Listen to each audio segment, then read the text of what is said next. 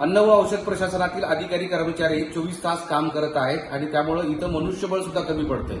पूर्वी जेवढे सॅम्पल यायचे त्याच्यापेक्षा कितीतरी पटीने जास्त सॅम्पल इथे येत आहेत. तपासणी तेवढ्या झाल्यात आणि त्यामुळं कर्मचाऱ्यांना त्रास होतो आहे अशी थेट एक निवेदन मंत्र्यांना पाठवलेलं आहे. आता जाणून घेऊयात की हे सगळे सॅम्पल तुम्ही आणले आहेत.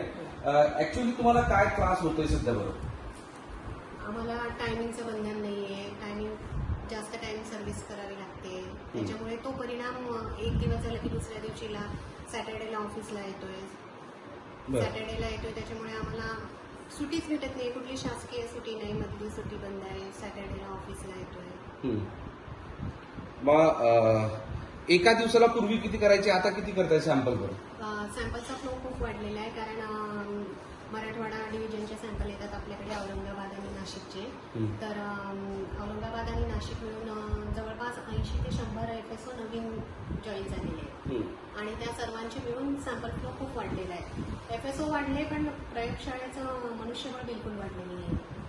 त्याच्यामुळे तेवढं काम जास्तीचं उरकावंच लागत आहे ना आम्हाला. सॅम्पल आल्यावर ते बाहेर गेलंच पाहिजे. मग पहिले 200-250 यायचे, आता 500-1000 पर्यंत, तरी सुद्धा आम्हाला तेवढ्याच मनुष्यबळावर तेवढं करावं लागतं. आता जे थोडं पुढे येतं, आता जे थेट मंत्र्यांना बर्दे सरांच्या सोबत सगळ्यांनी सह्या केलेल्या होत्या, तर ती वेळ का आली? ती वेळ आली कारण तुम्ही 1 महिना काम करू शकता समोरच्यानी सूचना दिल्यानंतर. सतत सतत सतत 1 महिना झाला, दुसऱ्या महिन्यात झाला, तेवढं कंटिन्यू करू नाही शकत ना माणूस. आम्ही सुरुवातीला करून दिलं, पण आता एकही सुट्टी नाही म्हटल्यानंतर ते शक्य नाही ना. फक्त रविवारची सुट्टी आहे सध्याला.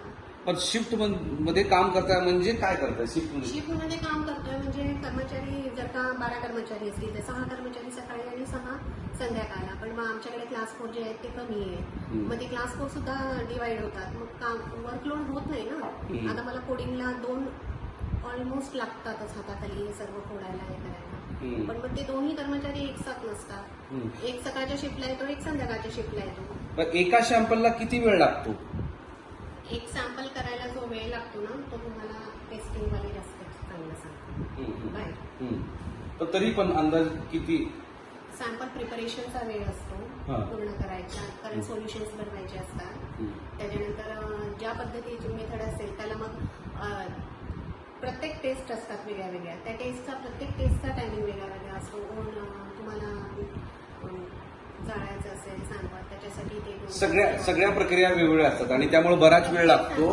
आणि असे सॅम्पल खूप आहेत की जे या सॅम्पलमुळं या सगळ्या कर्मचारी अधिकाऱ्यांना सुद्धा प्रचंड त्रास होतो आहे. कारण सुट्टी मिळत नाही, कामाचे तास तर अधिक वाढलेले आहेत आणि हे सगळं करताना मात्र वरिष्ठांचं परत पुन्हा सांगणं असतं की लवकरात लवकर करून द्या. आणि त्यामुळे थेट या सगळ्यांनी थेट मंत्र्यांकडे धाव घेतली. आता बघूयात की काय होतं.